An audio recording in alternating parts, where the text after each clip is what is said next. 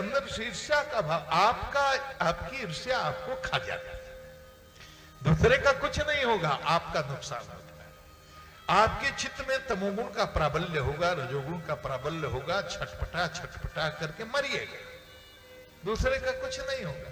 लेकिन आदमी को समझ कहां आता, वो तो बीमार है, वही उसका स्वभाव हो गया है, वैसा ही उसका अंतःकरण है। ये अंतःकरण एक दिन में बनता नहीं है, ये जन्म जन्मों में बनता है महाराज, जन्म जन्मों में बनता है, एक दिन में नहीं बनता है। हम जितने कर्म करते हैं, जो बोला वो भी कर्म, जो सुना वो भी कर्म, इंद्रियों से संपादित किया वो भी कर्म, एक दिन में हजारों कर्म हो गए। इस गणित से सोचो एक महीना में कितने कर्म हो गए, इसी गणित से सोचिए एक साल में कितने कर्म हो गए, और 100 साल तक अगर हमारी आयु है तो 100 साल में हमने कितने करोड़ों कर्म कर लिए। ये तो एक जन्म का हिसाब हुआ। ऐसे ऐसे करोड़ों जन्मों में जितने हमने कर्म किए हैं, सारे कर्मों की स्मृतियां चित्त में संचित हो जाती हैं, और चित्त में संचित इन्हीं स्मृतियों का नाम संस्कार है। वैसा ही आदमी का स्वभाव हो जाता है।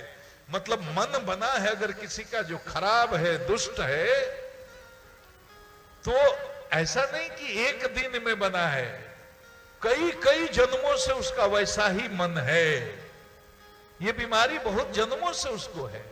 वो मरकर प्रेत भी होगा तो वैसा ही होगा, क्योंकि ये अंतःकरण तो मृत्यु के बाद भी आत्मा के साथ चिपक करके जाता है, ये शरीर नष्ट होता है।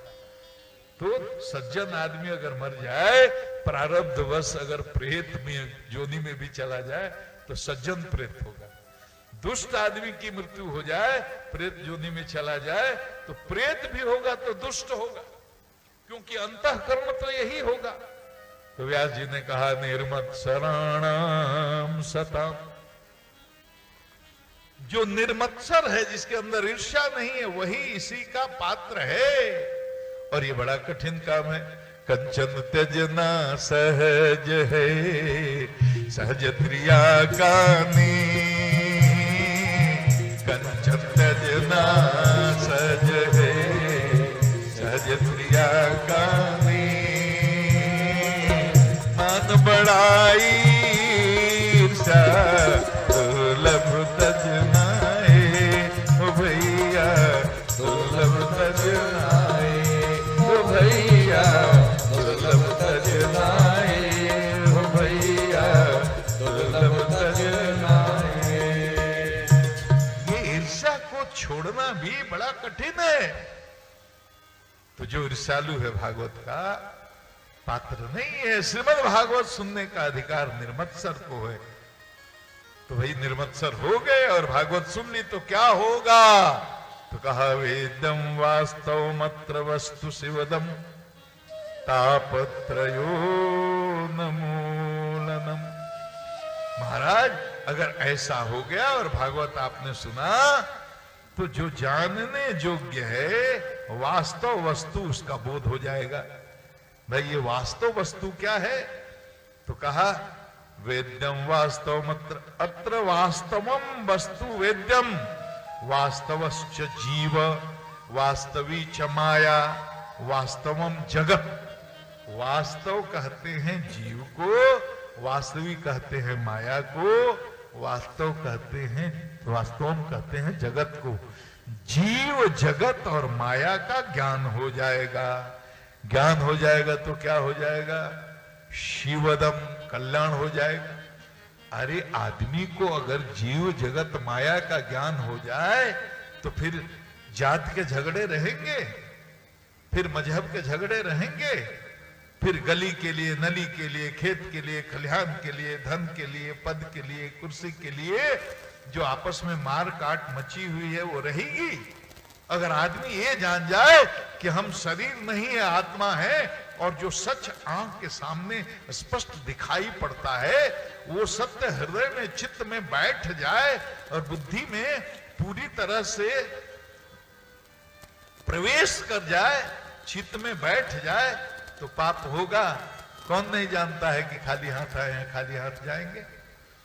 एक बात सुन लो, आप किसी जात के हो, किसी मजहब के हो, किसी पार्टी के हो, किसी देश के हो,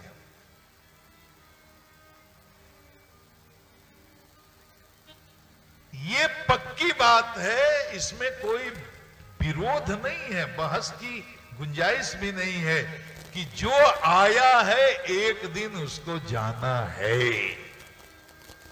कोई ऐसा मां का लाल नहीं है जो कहे कि नहीं हम तो नहीं जाएंगे, आप जाइए हम यहीं रहेंगे। जो आया है उसको जाना है पक्का चाचा जी।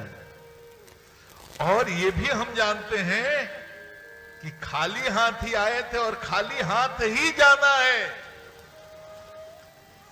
करोड़ों अरबों बैंक में रखे हैं, यहां की करेंसी न नरक में चलेगी न स्वर्ग में चलेगी, यहीं की यहीं रह जाएगी। जब आना है और जाना तय है, खाली हाथ आए हैं और खाली हाथ जाना ही तय है, तब आपस में क्यों इतनी मारकाट मची है? भाई से भाई का झगड़ा, गुतिया से गुतिया का झगड़ा, गांव का झगड़ा, जात का झगड़ा, मजहब का झगड़ा, खेत का झगड़ा, एक एक बिता जमीन के लिए गोली चल।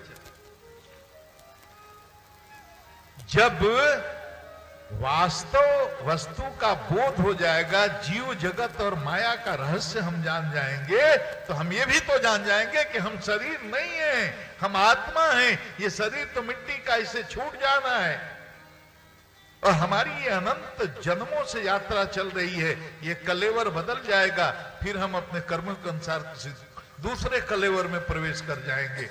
अच्छे कर्म किए होंगे फिर से मनुष्य योनि मिल जाएगी, और बुरे कर्म किए होंगे शुक्र कुकर में बंद करके फिर हमको अवतरित होना है। तो कुकुर बन गए अगले जन्म में, तो बैंक बैलेंस क्या होगा बोलो? ये सनातन का विज्ञान है जो जीव के उत्कर्ष के लिए है। लेकिन आजकल कोई सुनता ही नहीं, क्योंकि तमोगुण इतना बढ़ा हुआ है, रजोगुण इतना बढ़ा हुआ है कि इसको समय ही नहीं सुनने का। ये विज्ञान हमारे ऋषियों ने प्रकट किया, अपने अनुभव से जाना और कहा ये संसार अनित्य है, ये माया का बना हुआ है, इसका विनाश होना है, यहां कुछ भी नहीं है, ये जगत असत्य है, सत्य से अपना संबंध जोड़ो, ये दुखालय है, ये दुखालय में दुख के अलावा कुछ नहीं है, हाय हाय करते मर जाओगे, कुछ नहीं मिलेगा। इसलिए प्रभु के चरणों में अपने को समर्पित करके और उस आनंद सिंधु से अपना संबंध जोड़ लो, तो ये जीवन धन्य हो जाएगा। कहा इस भागवत को पढ़ने से महाराज जीव जगत और माया का बोध होता है। उससे क्या होगा? शिवदम कल्याण, पर्सनालिटी बदल जाएगी, परसेप्शन बदल जाएगा, वैल्यू सिस्टम बदल जाएगा। तो परसेप्शन बदल गया, बिलीफ सिस्टम बदल गया, वैल्यूज बदल गए, तो आदमी का चरित्र बदल गया, व्यवहार बदल गया, स्वभाव बदल गया, उसमें सत्व का उत्कर्ष हो गया। तो तापो, और क्या होगा महाराज? तापोत्रयो नमूलनम। महात्मा का श्लोक में आपने सुना था, तापत्रय विनाशाय, तापत्रय का विनाश हो जाता है।